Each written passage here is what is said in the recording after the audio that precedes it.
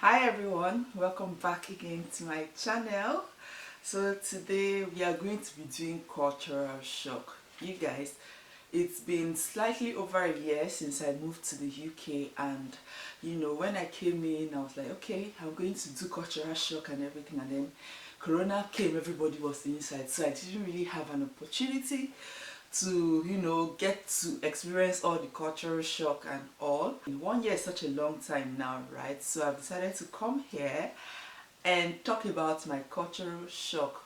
You guys, in this obodo Igbo that we are, in fact, I was like this at some point in time, but it's a good thing anyways that I finally come here to talk about my experience and all the things that did my body like this. If you've not yet subscribed to my channel, like if this is your first time coming across this channel, my name is Obianuju, Kris, and I am a mom who is based in the UK. I do videos from mom life, beauty, vlogs, and now I just recently added reaction to it. You guys, this 2021, your girl is on fire.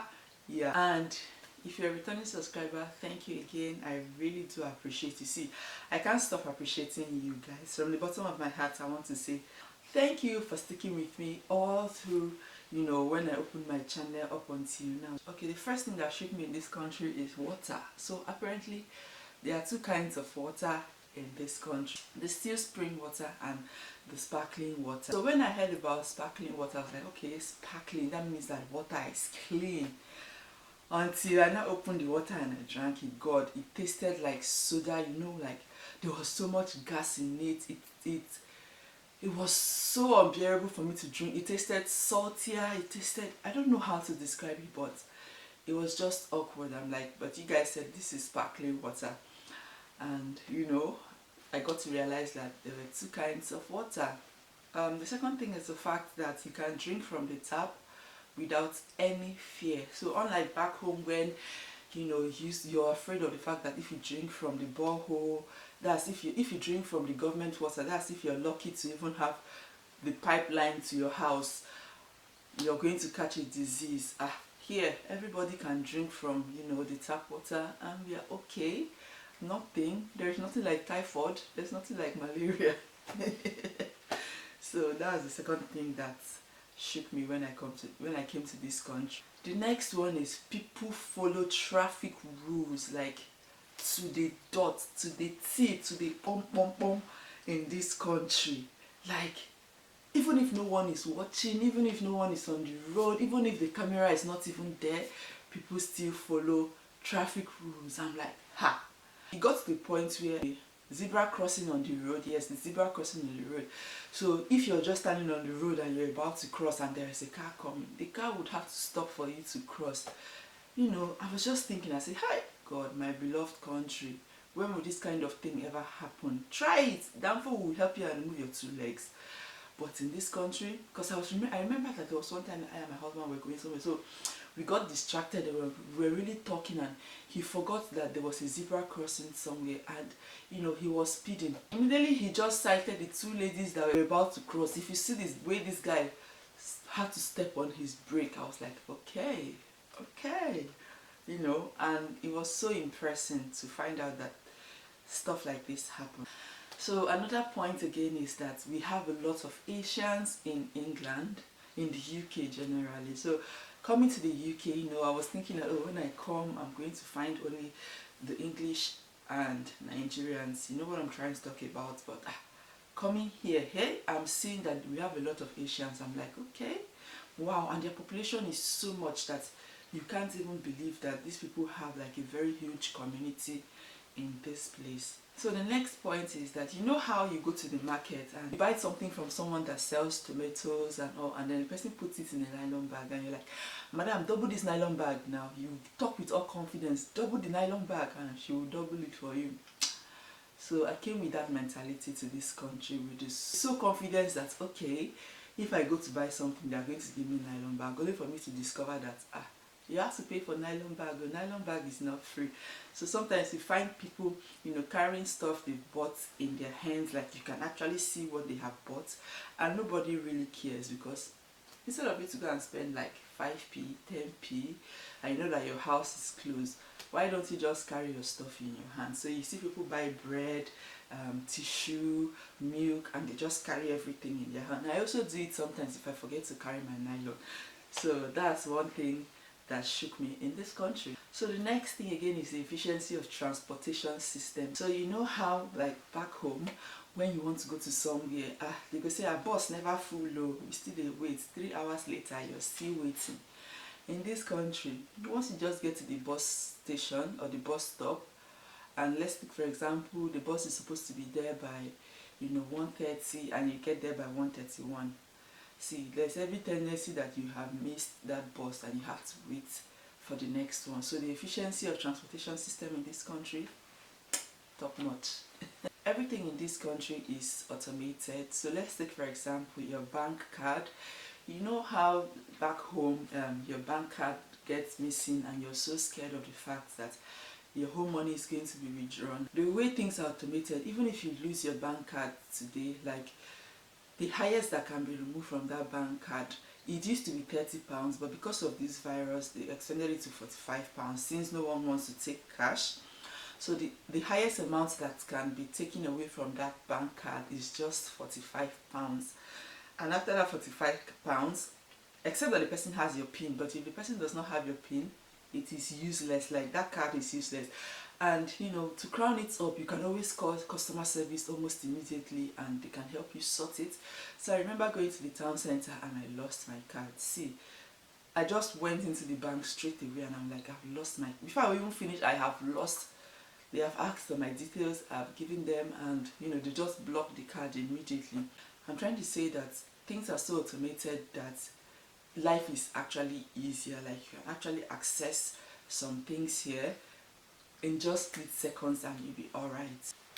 So another thing again is I realized that when you enter the bus and you reach your bus stop and you're about to go, you say, oh, thank you to the bus driver. Back home where I came from, even said you go they shout for the driver like, driver, didn't you know you got your mind, like you're doing the driver a favor. But here they consider that drivers are doing them a favor. So before you alight from the bus, you can actually say thank you to your driver. And so when I first came in here, I would hear people say thank you as they go down. Thank you, thank you, thank you. I'm like, okay, I joined them too. If I'm alighting, I will say thank you to the driver. I mean, it doesn't cost anything to be nice and make them feel that they did a great job, right? So here you say thank you as you alight from your boss. I've lost count, but I'm just going to continue that way. Yes, I cannot believe that I crossed 7 seas, 7 mountains, only for me to get here and tell me that it doesn't snow everywhere in the UK. Excusez-moi. So all the while that I've been back home dreaming that the day that I'll go to Obianuju, I'm going to do my own Igwe snowman. Only for me to come here and then my husband is telling me that the last time it snowed in the region where we stay is like 5 years ago. I don't understand. It cannot be true. This year is currently snowing in places like Manchester, Runcorn, Newcastle. Excuse you. What is happening? See, you better snow because I need to experience this snow. All my life I've been waiting for the day I'm going to see snow, only for me to come. I'm just seeing it in videos. It needs to snow. I need to do my own Igwe snowman. That's just my own. Guys, you know how back home, like you will see one danfo or one bus or one car passing and to emit so much smoke that you cannot even see what is happening in front of you. Cars, tankers, trucks, whatever thing they are, like they don't emit black smoke. It is very rare. So I've been in this country for slightly over a year and it's just once I've seen a car bringing out emitting smoke here, and even with the smoke it wasn't even that much compared to what we have back home. Here you will see buses emitting so much smoke that it covers the whole air and you can never see such a thing. And that is because there is a periodical check of where you have to go, like do like your MOT and stuff like that, and they have to tell you if you've passed the MOT test and all. So if you don't pass the test, you know what that means. So because of that, people tend to have like very functional cars. They are not just, it's not just about making money, it's not just about driving to where you have to go to. It's about thinking about other people's health as well. And this brings me to the next one, which is the sky is very, very crisp. So you can see the routes or the routes of the plane, like you can see where the plane is going. So the first time I ever saw that, I was like, wow, the sky is that blue. Yes, you guys know what you see in pictures, and the sky is looking so blue. That is what it actually is, because I know back home the sky looks like somewhat dark, but here the sky is so blue, so clear, that if an aircraft passed, like you're going to see the traces of the aircraft and how it is going. Even if it is 30 minutes or 20 minutes later, you will still see the roots of that aircraft. That is how crisp and clear the sky is. Here, if someone wants to greet you, you would hear them say, "Hello mate," or they will say, "Are you alright?" So when I first came in and someone said, "Are you alright?" I'm looking at myself like, did I tell you I was sick? But after a while, I got to realize that "Are you alright?" means that how are you? How are you doing today?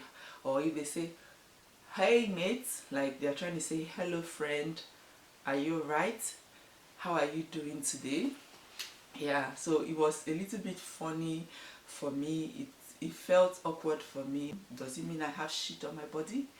But no, that's not the case. All right. So another thing again is the pleasantness of beggars in this place. Guys, you guys know that back home, if a beggar comes and meets you and say, "Auntie, I beg, give me 15 naira, make I buy pure water," you say, "I don't have." You say, "Oh shit, you don't have." That kind of situation. But here, the pleasantness of beggars is so heart touching that you even want to give them what they ask for. So they can just walk up to you and say, "Hi, please, do you have 50p to spare?" If you don't have, they're like, "Okay, thank you, no offense." When somebody approaches you in that manner, you have no choice than to even say, "Okay, I have." They rather buy things for them than give them the money, because some of them, they are just junkies. They just want to use it to go take some drugs or stuff like. Here, I've noticed that there are no cash systems in taxis. So what am I trying to say? You use your card to pay. Yeah, you use your card to pay. I don't think I've been to any taxi where they collect cash. I've not been to, and it's so it's so wow that you can actually pay with your card with everything you do, down to even online. Like, I don't know, life is just so easy in this place, and it's a shock for me, because where I came from, back home, I was so used to the fact that everything and they suffer. To make everything or to gain everything, they suffer. When I came to this country, I just felt that these people were just unnecessarily kind, to be honest, because where I was coming from back home, you would have received a lot of insults. You would have squeezed face how many times. You would have sweat before you finally attain to whatever thing you want to. But here, no hassle, no stress. The one that bust my dada is the PDA in this place. You will see teenagers, children like this. They are kissing, smooshing, doing everything in the bus stop. I'll just be looking like, "Hi! How dare you try this thing back home?"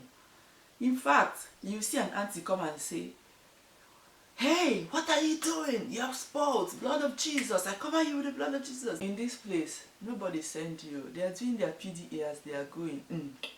You mind your business and face front. You're not going to put your mouth in what does not concern you. So it was a shock to me as well. So because of how bipolar the weather in the UK is, any day that there is a proper sunshine, you see everybody is showing summer body. Guys, people are wearing shorts that their underbutts will be showing. And the funniest thing, guys here are not even intrigued, to be honest. If it is back home now, they'll begin to look at you and say, "Ashawo, Ashawo." But here, nobody is interested. Everybody's minding their business. Everybody is showing summer body. You said that you're covering up. At some point in time, you could be like saying on your own bad pass. You know what I'm trying to say. But here, small sunshine like this, small, everybody is doing summer body. While for people who don't get summer body. Another one that used to annoy me is how free-spirited these people are with their private life. You can just stay at the bus stop like this. There's a little bit of sunshine. Somebody will just come and say, ah, it's hot today, right? There's some sunshine today, right? Conversation don't start with that though. That's how he will start telling you his love story. Start telling you all the things that has happened in his life. Start telling you of the woman that he met, of the man that he met. The thing used to annoy me, even down to work. You will see people, as in my colleagues sometimes, they'll come and they'll start gisting how, yesterday they met one guy and that was how two of them in their house. Did I ask you? It just used to annoy me sometimes that they don't have like private life. They just, everything is talkable, everything. Those things that we used to cover back home, to them is nothing. Oh, you will just be like, hi, God, apply some filter now. But to them it's nothing, they're just gisting with you. So guys, those are a few things. I still have a lot in my head, but I don't want this video to be long. These are some of the cultural shock I experienced since moving to this country. I hope you enjoyed this one. If you've reached at this point of this video and you have not subscribed to my channel, please see, it doesn't take you anything, to be honest, to subscribe to this channel. To be honest with you, it doesn't take anything to subscribe to this channel. So just hit that subscribe bell and turn on the notification post. Like this video and share if you find it worthy. Thank you again for watching, and I'll see you in my next one. Bye.